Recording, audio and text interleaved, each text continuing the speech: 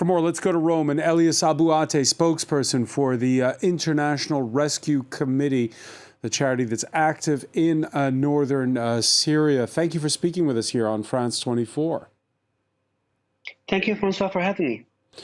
Your organization, very active in northern Syria, northwest Syria, where information is sometimes hard to come by, what with power outages that were recurrent even before the earthquakes. What's the latest from your assessment?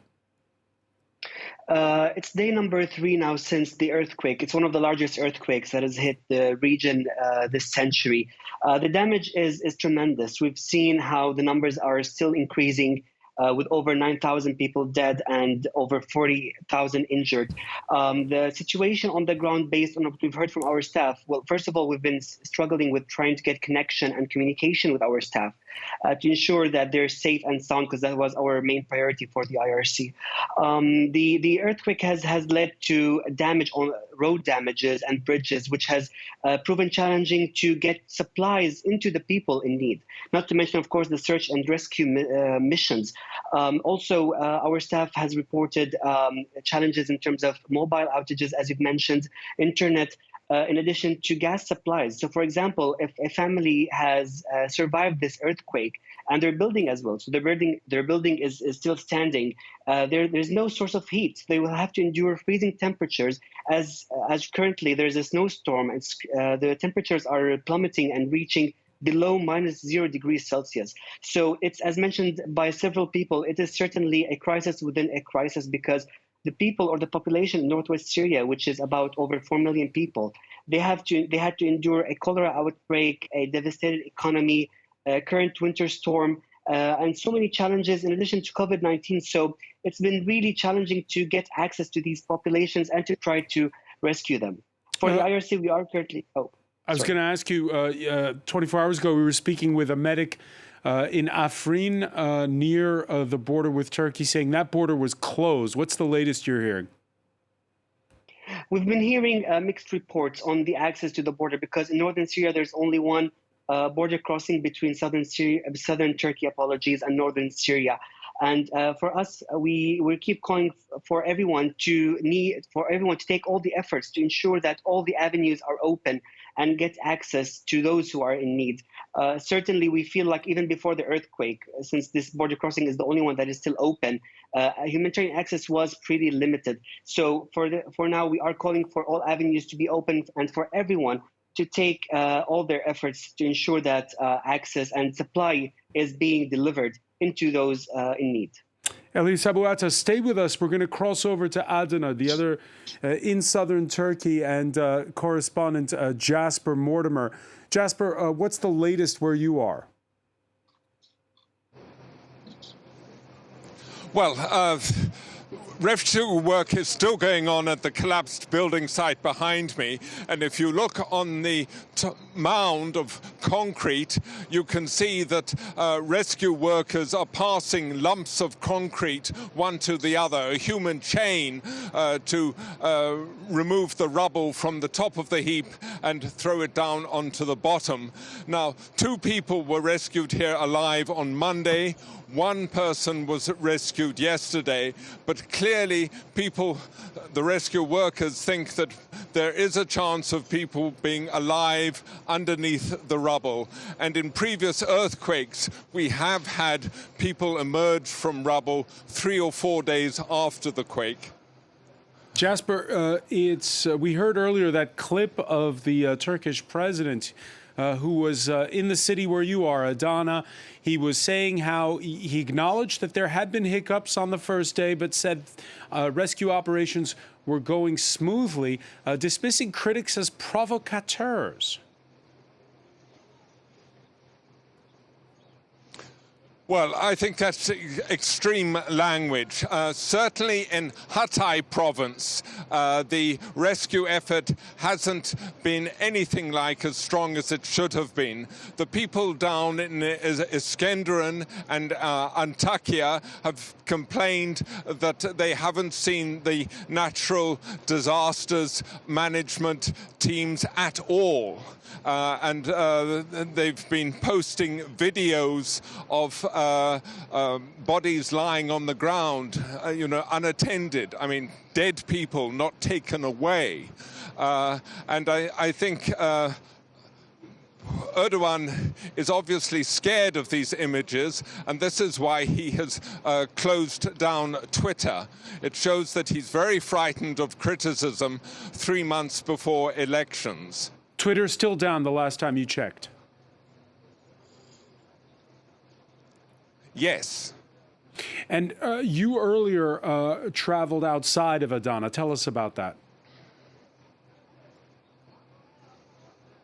Yes, we went to the city of Osmaniye, which was much more hit by the earthquake. I went down one street where there were more than 6 buildings that had concertinaed, collapsed totally. One building, it was an 8-story building, and the floors had turned like that. So the floors were now facing vertical. I'd never seen anything like it.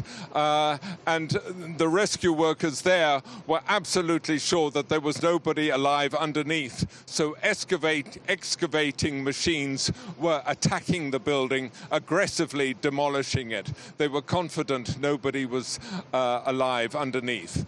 But when you walked down that street, there were still lots of buildings standing, but they were all cracked so severely as to render them uninhabitable. And you saw residents stealing into the building. People shouldn't go into dangerous buildings, and coming out with their belongings. It's the third night since those 2 earthquakes. The men and women behind you, are they getting any sleep? Are they going to work through the night? Yes, they do work through the night, and they work in shifts. And notice the people behind me that you see wearing civilian clothes, those will be volunteers. The people with jackets with fluorescent red stripes on the back, those will be professionally trained rescue workers. And you notice that the volunteers tend to be passing the rubble, whereas the professionals are trying to dig into the rubble, put down sensors, listen for people.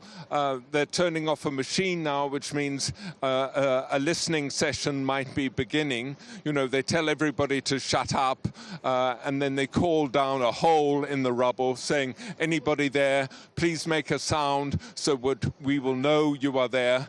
And then they listen. And after about 5-10 minutes, they resume work. Jasper Mortimer reporting live from Adana in southern Turkey. Many thanks for that update. We'll be crossing to you later on in that special edition. That's a little under an hour's time.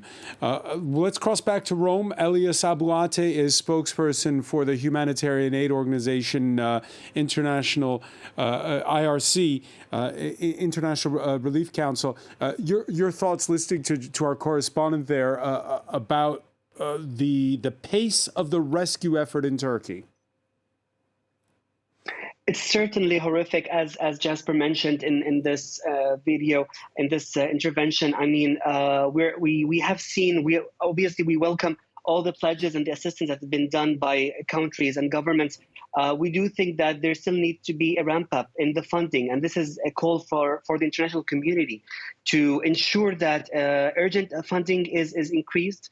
And access is crucial to accommodate and cover all the gaps and respond to all the numbers, because we're talking about hundreds of thousands of people stuck and affected by this disaster. If we want to discuss Syria in particular, northern Syria, even before the earthquake, we had over 3 million people. We had almost 3 million people in need of humanitarian assistance. And now we can imagine that with this current emergency, the numbers could be much worse. And therefore, the humanitarian aid or the humanitarian need is stark. And so it's crucial for us to ensure we are reaching and saving lives as much as we can. One final question on this, Elias. How do you coordinate? the world remembers, for instance, the snafus and hiccups when you had that devastating earthquake in Haiti. How do you coordinate an organization like yours, RRC, with the other aid organizations and the UN? Certainly, there's of course the UN cluster and the UN system where all aid agencies coordinate between each other in order to maximize the support and the assistance to the communities who are impacted by this natural disaster.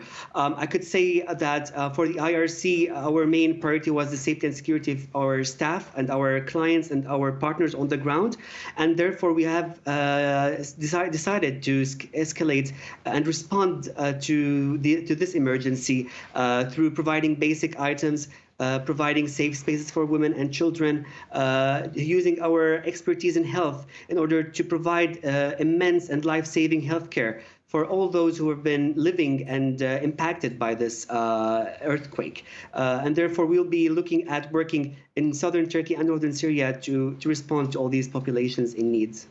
Elias Abu Ata, spokesperson for the International Rescue Committee, IRC. Thank you for speaking with us from Rome.